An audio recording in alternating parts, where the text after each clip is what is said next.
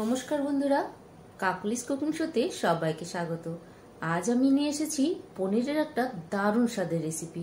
বানানোও খুব সোজা আর খুব কম সময় লাগে, খুব কম ইনগ্রেডিয়েন্টস লাগে।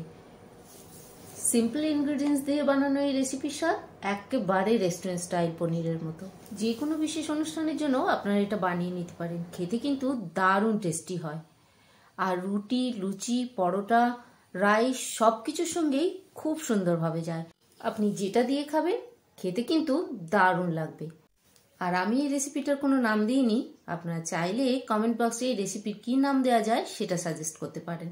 তো চলুন দেরি না করে শুরু করি আমার আজকের রেসিপিটা বানানোর জন্য আমি এখানে 400 গ্রাম পনির নিয়েছি, আর পনিরটাকে ছোট ছোট টুকরো করে নিচ্ছি, চৌকো আকারে টুকরো করে নেব। আর আমি এখানে একদম ফ্রেশ পনির ব্যবহার করেছি, দেখেই বুঝতে পারছেন পনির কতটা সফট। তো ফ্রেশ পনির যদি যে কোনো রেসিপিতে ব্যবহার করা যায়, সেই রেসিপির টেস্টটা কিন্তু অনেক বেশি বেড়ে যায়। আমি পনিরগুলোকে একটু মোটা মোটা করে চৌকো করে কেটে নেব। তবে আমি যে পনিরটা পেয়েছি এর থেকে কিন্তু সবকটা টুকরো সমানভাবে বার করা যাবে না, একটু ছোট বড় হবে। সবকটা টুকরো সমান করতে গেলে অনেকটা পনির বাদ চলে যাবে। তো মোটামুটি একটু চৌকো শেপে রেখে আমি পনিরগুলোকে কেটে নিচ্ছি। তবে আমি পনিরটা চৌকো করে কেটে নিচ্ছি, আপনারা যেভাবে ইচ্ছা শেপ দিতে পারেন।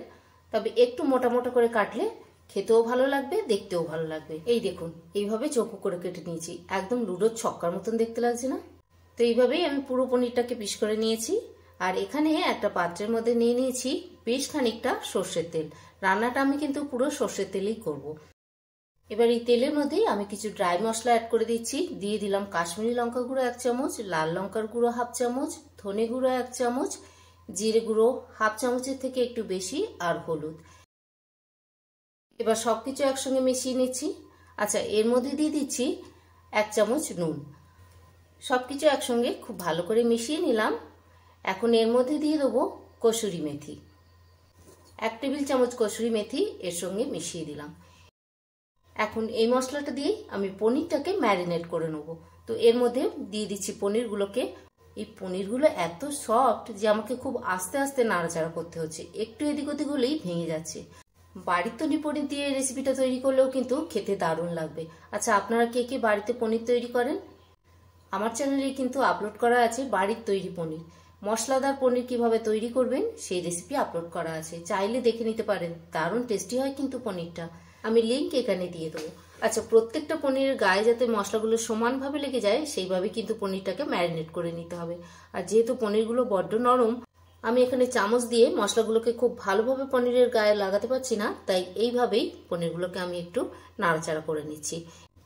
এইভাবে ঘুরিয়ে ঘুরিয়ে পনিরের চারিদিকটায় আমি মশলাগুলোকে মাখিয়ে নিলাম। এবার একটু চামচ দিয়ে পনিরটাকে সেট করে নিলাম, আর চাপা দিয়ে ম্যারিনেট করে রেখে দেবো 15 মিনিট মতন। তো পনিরগুলোকে 15 মিনিট ম্যারিনেট করে নিয়েছি। আর এখন কড়ার মধ্যে সামান্য একটু তেল দিয়ে ভালো করে কড়ার গায়ে মাখিয়ে নিলাম। এবার পনিরগুলোকে দিয়ে আমি ভেজে নেবো।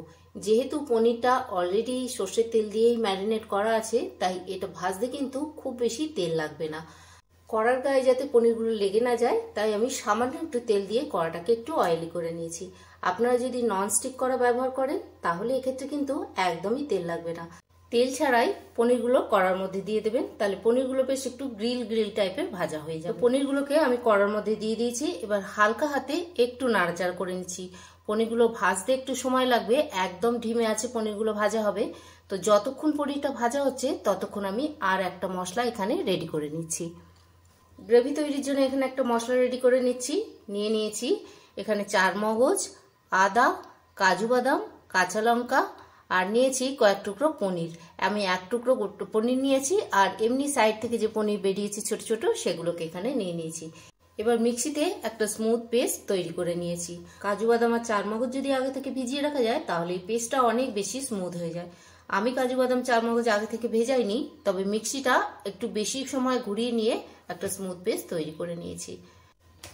আর এখানে দেখুন, ওই মশলাটা তৈরি করতে গিয়ে পনিরটা একটু নিচটা একটু কালো কালো হয়ে গেছে। তো খেয়াল রাখবেন পনিরটা যেন খুব সুন্দরভাবে ভাজা হয়। তো যেহেতু পনিরের একটা সাইড একটু ডার্ক হয়ে গেছে, তাই আমি খুব বেশি আর পনিরটাকে ভাজি না, তুলে নিচ্ছি। আপনারা কিন্তু পনিরটাকে চারিদিক থেকেই সুন্দর একটু হালকা লাল লাল করে ভেজে নেবেন। যেহেতু এখানে পনিরের একটা সাইড একটু কড়া করে ভাজা হয়ে গেছে, এখন চারিদিকটা যদি পনিরটাকে আমি ভাজতে যাই তাহলে পনির একটু শক্ত হয়ে যাবে, তাই এখানে আমি পনিরটাকে তুলে নিলাম। এবার ওই কড়ার মধ্যেই আরও একটু সর্ষের তেলের মধ্যে দিয়ে দিলাম বেশ খানিকটা বাটার। রান্নাটা কিন্তু শুধু বাটারে করলে অনেক বেশি ভালো লাগবে। আমি এখানে বাটার আর তেল একসঙ্গে মিশিয়ে নিয়ে রান্না করছি। তবে শুধু বাটার দিয়েও রান্না করলে কড়াতে বাটার দেওয়ার আগে সামান্য একটু তেল দিয়ে দেবেন। এর মধ্যে আমি ফোড়নটা দিয়ে দেবো। দিয়ে দিলাম 1 চামচ জিরে, 2টো তেজপাতা, গরম মশলার মধ্যে দিয়ে দিলাম দারচিনি, এলাচ আর গোলমরিচ।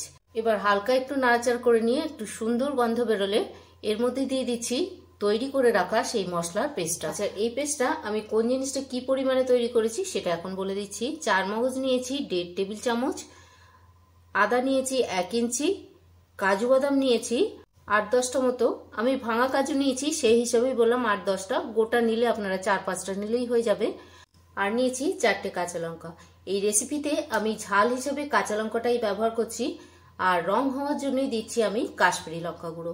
এই রেসিপিতে আমি গুঁড়ো লঙ্কার ব্যবহার করব না, আপনারা চাইলে গুঁড়ো লাল লঙ্কা, যেটা ঝাল লাল লঙ্কা হয়, সেটা ব্যবহার করতে পারেন। আর এখন চাপা দিয়ে এই পেস্টটাকে আমি একটু কষিয়ে নিচ্ছি। চাপা দিয়ে করলে কি হবে, দেখছেন তেলটা কত সুন্দর বেরিয়ে আসছে। তো এইভাবে যদি চাপা দিয়ে করা হয় তাহলে কিন্তু খুব তাড়াতাড়ি খুব সুন্দরভাবে এই মশলাটা কষা হয়ে যাবে। আর যেহেতু এটা বাদাম দেওয়া আছে, মশলাটাকে খুব ভালো করে কষিয়ে নিতে হবে।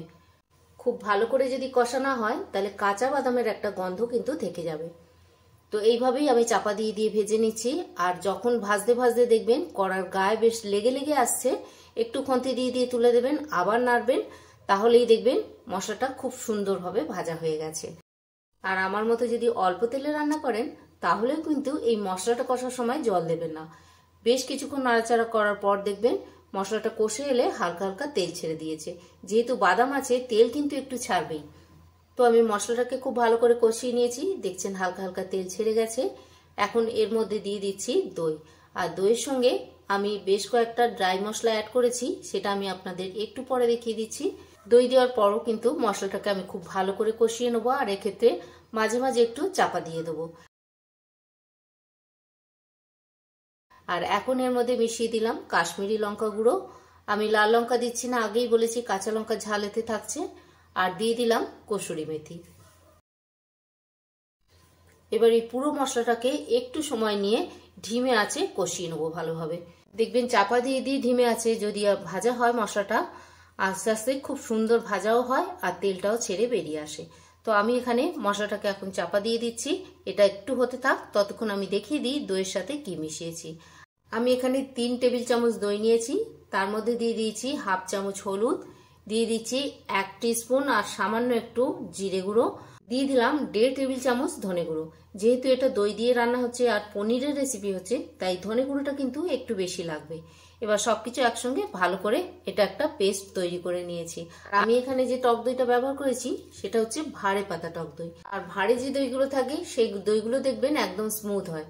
তো এক্ষেত্রে দইটা ছেঁকে দেওয়ার প্রয়োজন নেই, এমনিতেই স্মুথ হয়ে যাবে। আপনারা যদি পাউচ প্যাকে যে দইগুলো পাওয়া যায় সেগুলো ব্যবহার করেন তাহলে ছাঁকনি দিয়ে একটু ছেঁকে নেবেন, তাহলে গ্রেভিটা কিন্তু অনেক বেশি স্মুথ হবে। কড়াই দেওয়ার সাথে সাথে দইটা কেটে যাওয়ার ভয় থাকবে না। তো এখানে আমি মশলাটাকে খুব ভালো করে কষিয়ে নিয়েছি চাপা দিয়ে। এবার দিয়ে দিলাম সামান্য একটু জল, দিয়ে দিলাম স্বাদ অনুযায়ী নুন, দিয়ে দিচ্ছি 1 চামচ চিনি। নুন চিনি আপনারা আপনাদের টেস্ট অনুযায়ী দেবেন। পনিরের এই রেসিপিটা কিন্তু খুব একটা মিষ্টি মিষ্টি হবে না, একটু ঝাল মিষ্টি স্বাদের হবে। তো সেই হিসাবেই আপনারা ঝাল আর মিষ্টিটাকে ব্যালেন্স করে দেবেন। এবার আমার আরও একটু জল এখানে দিতে হবে, তো আমি দইয়ের বাটি ধুয়েই জলটা এখানে দিয়ে দিলাম। এবার নাড়াচাড়া করে একটু চাপা দিয়ে ফুটিয়ে নেওয়ার পর এর মধ্যে দিয়ে দিচ্ছি পনিরগুলোকে। একটু নাড়াচাড়া করে নিয়ে চাপা দিয়ে ফুটতে দেবো 5-7 মিনিট। পনির সেদ্ধ হতে তো খুব একটা বেশি সময় লাগে না, তাই 5-7 মিনিট যদি একটু ফুটিয়ে নেওয়া হয় তাহলে পনিরের মধ্যে ঝোলের টেস্ট আর ঝোলের মধ্যে পনিরের টেস্ট খুব সুন্দরভাবে মিশে যাবে। তো 5 মিনিট চাপা দিয়ে ফুটিয়ে নেওয়ার পর এর মধ্যে দিয়ে দিচ্ছি গরম মশলা। গরম মশলাটা হয়তো আপনারা দেখতে পাচ্ছেন না, আমি ওপর দিয়ে দিয়েছি। আমি 1 চামচ গরম মশলা এর মধ্যে অ্যাড করে দিয়েছি। এবার একটু নাড়াচাড়া করে নিয়ে 10 মিনিট চাপা দিয়ে স্ট্যান্ডিং টাইমে রেখে দিলেই রেডি হয়ে গেল আমার আজকের রেসিপি। তো 10 মিনিট স্ট্যান্ডিং টাইমে রেখে দেওয়ার পর দেখুন কতটা সুন্দর দেখতে হয়েছে। আর ঝোলটাকে আমি এই কনসিস্টেন্সিতে নামিয়েছি, যেহেতু দই আর কাজু দুটোই আছে, তাই ঠান্ডা হয়ে গেলে কিন্তু একটু গাঢ় হয়ে যাবে। খুব কম ইনগ্রিডিয়েন্টস দিয়ে রান্না হলে কি হবে, এই রেসিপিটা কিন্তু খেতে দারুণ টেস্ট। এবার প্লেটিং করে নেবো। আর এতক্ষণ যারা আমার রেসিপিটা দেখছেন নিশ্চয়ই তাদের অনেক বেশি ভালো লেগেছে। তো রেসিপিটা যদি ভালো লাগে প্লিজ একটা লাইক করবেন আর কমেন্ট করে জানাবেন কেমন লাগলো। আর অন্য কোন রেসিপি আপনারা দেখতে চান সেটাও কিন্তু কমেন্টের মাধ্যমে আমাকে জানাতে পারেন, আমি চেষ্টা করব সেটা দেখাতে। তো আমার আজকের রেসিপিটা যদি ভালো লেগে থাকে অনুরোধ রইল আমার আগামী রেসিপিগুলো দেখার। আর সেই রেসিপিগুলোর নোটিফিকেশন যাতে আপনাদের কাছে পৌঁছয় তার জন্য প্লিজ চ্যানেলটাকে সাবস্ক্রাইব করে বেল আইকনটা প্রেস করে দিবেন, তাহলে সমস্ত রেসিপির নোটিফিকেশন আপনাদের কাছে পৌঁছে যাবে সবার আগে। দেখা হবে অন্য একটা নতুন ভিডিও নিয়ে। ততক্ষণ ভালো থাকবেন, সুস্থ থাকবেন। ধন্যবাদ।